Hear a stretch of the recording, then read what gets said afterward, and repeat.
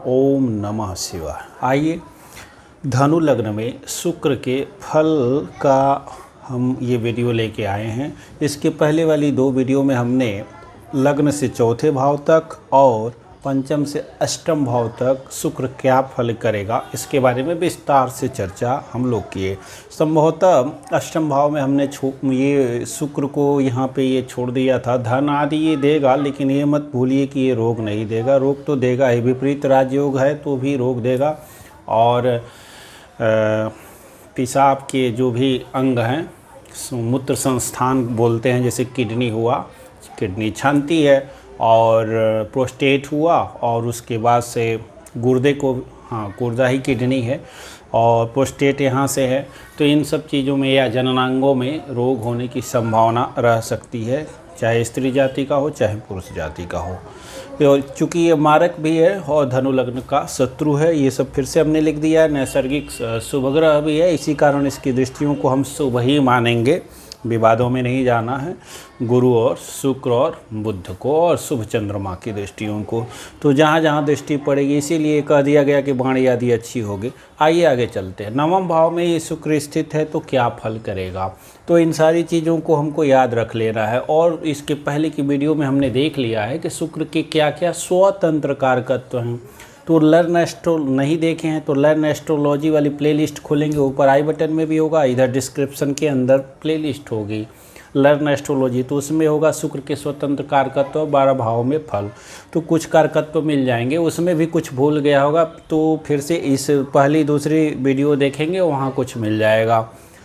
तो जो भी शुक्र के स्वतंत्र कारकत्व हैं वो तो काफ़ी वृद्धि को प्राप्त हो जाएंगे। अर्थात जातक का भाग्योदय पत्नी के आने के बाद होगा, और जातिका है तो उसका भी कह सकते हैं कि उसका जो विवाह है वो विवाह के बाद भाग्योदय होगा। शुक्र को सप्तम भाव का कारक कहते हैं।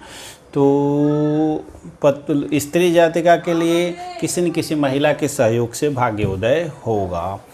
पिता ये देखिए षष्ठेश होके आए हैं यहाँ, तो निश्चित तौर पे पिता को कोई न कोई रोग देंगे, क्योंकि यहाँ इनकी शत्रु राशि भी है। बहुत सारी बुकें हैं यहाँ, काफ़ी टोटल अलग फलादेश है। शुरुआत से इन बुकों को पढ़ा है, बड़े नामी ज्योतिषी हैं, और मेरे पास इतनी सामर्थ्य नहीं है कि मैं एक भी बुक आज तक नहीं लिख पाया हूँ।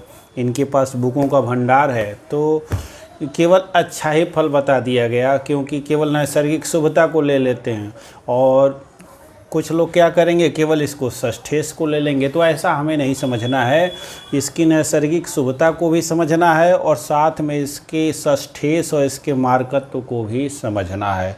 तो ये त्रिकोण में हो गया, तो निश्चित तौर पे इसका जो भाग्योदय होगा, इसके बताया गया कि पुरुष जातक है तो स्त्रियों के सहयोग से होगा, स्त्री जातिक है तो निश्चित तौर पे किसी न किसी महिला के सहयोग से होगा। शत्रु राशि में भी है और साथ में षष्ठेश भी है, तो ये कह सकते हैं कि पिता को कोई न कोई ये रोग अवश्य देगा। दूसरी चीज़ है, पिता का सुख मिलेगा तो गंभीर रोग नहीं देगा, हल्के फुल्के रोग देगा। पिता सुंदर होंगे, ठीक ठाक होंगे, जातक को लाभ की कमी नहीं होगी, लाभ होता रहेगा, इनकम होती रहेगी। इनकम के बारे में ये शुक्र बहुत ही अच्छा है। और जातक के मित्र आदि भी अच्छे होंगे, बड़े भाई या बड़ी बहनें हो सकती हैं, उनका सुख प्राप्त होगा। इसकी दृष्टि यहाँ से सप्तम पूर्ण दृष्टि पड़ेगी तीसरे भाव पर, तो जातक पराक्रमी होगा, खेल कूद में भी भाग ले सकता है, और कलाकार होगा, विशेष करके टीवी सिनेमा और जो भी फिल्म इंडस्ट्री है, इन सबों में ये बढ़ चढ़ के हिस्सा ले सकता है, और सफलता भी इसे प्राप्त हो सकती है। आईटी आदि सेक्टर में भी जा सकता है, और ख़ास करके ये जो इंजीनियर हैं, सॉफ्टवेयर इंजीनियर हैं, और ये जो सिविल इंजीनियर हैं, नक्शा आदि जो बनाते हैं, ड्राफ्टिंग वगैरह करते हैं, तो वो कह सकते हैं कि इसकी दृष्टि के कारण ऐसा ये कर सकता है। मनोरंजन के सामान जो भी बनाने वाले हैं इंजीनियर, तो वहाँ भी इसको सफलता मिल सकती है। और इसके छोटे भाई बहन भी होंगे। तो इस तरह से हमें इस शुक्र के बारे में समझना है। अब इस शुक्र को हम 10वें स्थान में कर देते हैं। शुक्र काल पुरुष की कुंडली में यहाँ मित्र राशि का होता है, केंद्र में है। केंद्र में शुभ ग्रह के होने से कुल दीपक योग बनता है। और हम यह भी जानते हैं कि गुरु सब लाखों दोषों का समन करते हैं और शुक्र भी हजारों दोषों का समन कर जाते हैं। तो अब यहाँ पे ये लग्नेश के शत्रु हैं, अपनी नीच राशि में हैं। दो स्थान भाव, एक दो स्थान और एक अशुभ भाव या लाभ भाव के स्वामी भी हैं। तो लाभेश अपने से द्वादश आ गया, तो कुछ न कुछ लाभ की भी हानि कहनी चाहिए। तो क्या हानि होगी?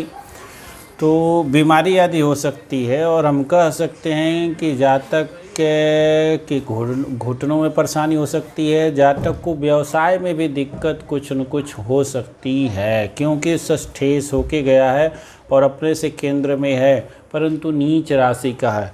अब नीच राशि का होते हुए भी बहुत अधिक नुकसान नहीं करेगा, क्योंकि केंद्र में है और केंद्र का बल इसे मिल जाएगा।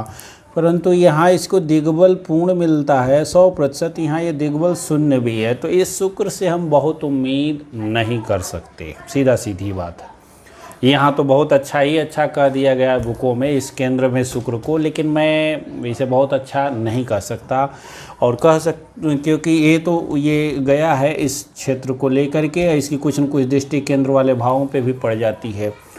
तो जातक को भूमि भवन वाहन आदि होंगे और उसके कारण जातक ऋण लेगा। जातक को माता का सुख प्राप्त होगा, मामा आदि का सुख इसको नहीं मिलेगा और इसके पास अधिक ऋण हो सकते हैं। कह सकते हैं कि लंबा ऋण भी ये ले सकता है। अंततः ऋण आदि को चुका सकता है, क्योंकि यहाँ से त्रिकोण में है और केंद्र में है इसलिए। लेकिन शुरुआत में काफ़ी ऋण होने की संभावना रहेगी।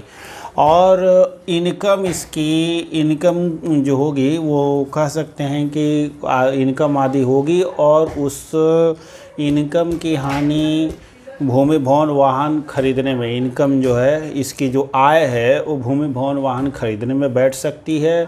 और दूसरा, वर्किंग प्लेस पर किसी महिला को हो सकता है कि स्वयं उधार दे दे और फंस जाए, उधार दे और उधार फंस जाए। तो इस तरह से भी ऐसा हम समझ सकते हैं। और शरीर के अंगों में यदि देखेंगे तो दशम स्थान से घुटनों का विचार किया जाता है। और ये राशि है कन्या, कन्या को कालपुरुष में छठवें का है। तो एक तरह से छठा भाव कालपुरुष का और दसवां भाव ये धनु लग्न का, दोनों जुड़ाव बन रहा है। तो जब भी किडनी आदि के रोगों का विचार करेंगे, चूँकि शुक्र स्वयं नीच है, तो किडनी आदि के भी रोग हो सकते हैं, प्रोस्टेट आदि के भी रोग हो सकते हैं। और कह सकते हैं कि घुटनों में भी कुछ न कुछ परेशानी अपनी दशाओं में दे सकते हैं। और दूसरी, जब दशा फल हम पढ़ते हैं तो वहाँ हम कहते हैं कि नीच ग्रह की दशा सबसे खराब जाती है। लेकिन ये भी हम पढ़ते हैं कि शुक्र है और शुक्र शुभ ग्रह है। शुभ ग्रह की दशा में राजा से प्रतिष्ठा मिलेगी, राजा से सम्मान प्राप्त होगा।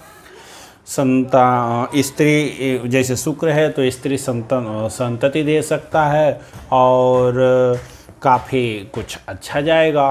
तो अब यहाँ क्या विचार करेंगे? नीच ग्रह की दशा और केंद्र में स्थित शुभ ग्रह की बचा। अब दोनों का मिक्सअप जब हम कर लेंगे तो कहेंगे कि नहीं, इस शुक्र से उम्मीद लगाना ठीक नहीं है। उम्मीद अपने अन्य ग्रहों से, गुरु से, मंगल से, सूर्य से, बुध से ही लगाना ज़्यादा बेहतर है। शनि भी अच्छे भावों में स्थित हैं, तो उनसे, इस शुक्र से बहुत उम्मीद की ज़रूरत नहीं है। हाँ, अपनी दशा अंतर्दशा में निश्चित तौर पे परेशानियाँ खड़ी करेगा। अब शुक्र को हम लाभ भाव में स्थित कर देते हैं और फिर कहते हैं, देखते हैं क्या फल होता है। यहाँ ये 15 डिग्री तक अपनी मूल त्रिकोण राशि का है और ये अशुभ भाव का स्वामी अपने ही भाव में है। बड़ी ही उत्तम स्थिति है। धनु लग्न में हम कहें तो शुक्र की इस भाव से भी अच्छी स्थिति यहाँ है। और यहाँ जो था तो यहाँ अच्छा था और यहाँ भी इससे भी अच्छा है, क्योंकि यह अपनी ही राशि में है। और लाभेश लाभ भाव में है, तो ये बहुत ही उत्तम स्थिति बन जाती है। और षष्ठेश अपने से छठे गया तो इस षष्ठेश के दोष से ये कुछ मुक्त हो गया। तो कहेंगे कि जातक रोग रिपु ऋण का समन करने में समर्थ होगा, क्योंकि इसका लाभ भाव बहुत ही मजबूत है। तो इससे इसको बहुत बड़े लोगों का साथ भी मिलता रहेगा और इसकी आमदनी काफ़ी अधिक होगी। ये बहुत ऊंची डिग्रियां ले सकता है और शेयर मार्केट आदि में भी ये अपना निवेश कर सकता है, वहाँ से भी लाभ कमा सकता है। ये इस प्रेम भी कर सकता है, प्रेम होंगे इसको, और साथ में रोमांटिक किस्म का होगा, विवेकी होगा और सुंदर भी होगा। इसकी संतति कन्या संतति की प्रबल संभावना रहेगी। और साथ में ये कह सकते हैं कि इसका दाम्पत्य जीवन भी सुखमय रहेगा। बहुत समय से ही इसका विवाह हो जाएगा। यदि पुरुष जातक है तो बहुत जल्दी ही विवाह होगा और सुखमय स्थिति रहेगी। और इसकी दशाओं में दाम्पत्य जीवन तो अच्छा रहेगा ही रहेगा। बड़े भाई बहन होंगे, उनसे सहयोग रहेगा, संबंध मधुर रहेंगे। राजनीति में है तो ये मंत्री आदि भी बना देगा अपनी दशाओं में। अच्छे पदों पे है, पद आदि भी है तो पदोन्नति करा देगा अपनी दशाओं में।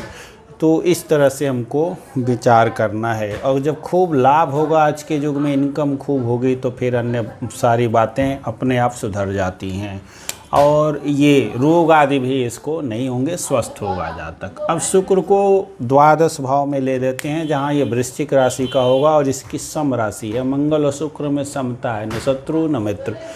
और काल पुरुष के कुंडली में द्वादश भाव में उच्च का भी होता है। तो आप बहुधा ये सूत्र को सुनते होंगे कि द्वादश में शुक्र योगप्रद है, लेकिन पराशर जी कहते हैं कि द्वादश भाव में सभी ग्रह हानि करते हैं, विशेष करके सूर्य, शुक्र, चंद्रमा और राहु। तो अब इस भावार्थ रत्नाकर में इस शुक्र को, मेष लग्न में इस शुक्र को योगकारी कहा गया, अन्य लग्नों में नहीं। तो इस भ्रम से आप मुक्त हो जाइए। फिर भी ये षष्ठेश होकर द्वादश भाव में गया, अर्थात हर्ष नामक विपरीत राजयोग बन गया। तो हर्ष नामक विपरीत राजयोग बनने के कारण जातक धनी, मानी, अभिमानी होगा। जातक की काम वासना विकृत हो सकती है, क्योंकि जो शुक्र है पुरुषों में काम वासना का सीधे सीधे प्रतिनिधित्व करता है। तो दूसरी स्थिति है रोग रिपु ऋण इस जातक के होंगे और कोर्ट केस कचहरी आदि तक ये लेके जाएंगे। और जिनसे शुक्र जो है यहाँ से कोर्ट केस कचहरी आदि से पहले विपरीत स्थिति बनेगी, कोर्ट केस मुकदमा आदि होगा, खूब खर्चा होगा, लेकिन अंततः जातक विजयी हो जाएगा और ये सभी के सभी जो है शत्रु हार जाएंगे। कोर्ट केस में इसको विजय प्राप्त हो जाएगी। रोग शुरू में होगा, हॉस्पिटल आदि जाएगा, वहाँ से डॉक्टरों के द्वारा चिकित्सा होगी और वो पुनः ये स्वस्थ होकर के वापस लौट आएगा। लाभ के बारे में थोड़ी बहुत दिक्कत कह सकते हैं। विदेश आदि जाता है तो खूब कमाएगा, घर से दूर जा सकता है। तो इस स्थिति को हम शुक्र को लेकर के चलेंगे। द्वादश भाव में है तो कह सकते हैं जातक को गुप्त रोग भी होने की संभावना रहेगी। वही जो अष्टम में था, जो यहाँ भी हमने नीच राशि का था, उसी को द्वादश में रख करके भी हम कल्पना कर सकते हैं कि इसको किडनी आदि के रोग हो सकते हैं, कमर में परेशानी हो सकती है और प्रोस्टेट आदि की प्रॉब्लम हो सकती है और प्रजनन अंगों में परेशानी हो सकती है, डायबिटीज़ होने की भी संभावना हो सकती है। हॉस्पिटल आदि का भाव ये सक्रिय रखा रहेगा, बराबर आते जाते रहना होगा। तो इस प्रकार से हमने शुक्र के कुंडली के 12 भाव में फलादेश को समझा और उम्मीद है वीडियो आपकी अच्छी लगी होगी। और डिस्क्रिप्शन में भी बहुत सारी प्लेलिस्ट है, आई बटन में भी है। चैनल को सब्सक्राइब कर दें और वीडियो को लाइक भी अवश्य कर देना चाहिए, प्रोत्साहन प्राप्त होता है ना, और साथ में आपको भी अच्छा लगेगा।